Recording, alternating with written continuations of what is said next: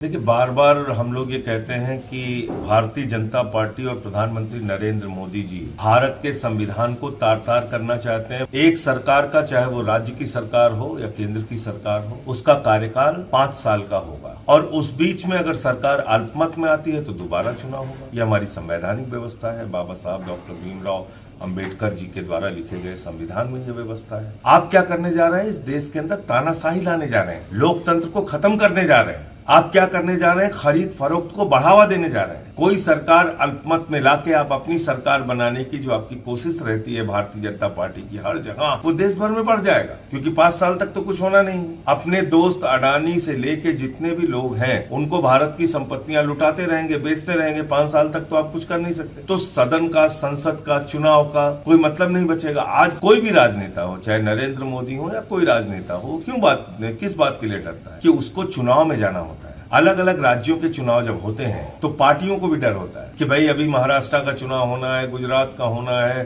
झारखंड का होना है, छत्तीसगढ़ का होना है, तो महंगाई कम करो, पेट्रोल डीजल के दाम कम करो। अब क्या रहेगा? अब तो कुछ नहीं। आज जीते, दूसरे दिन से सिलेंडर का दाम 5000, लेकिन जो कमेटी बनाई, पेट्रोल का दाम 200 रुपए, कुछ भी करते रहेंगे। क्या कर लोगे आप?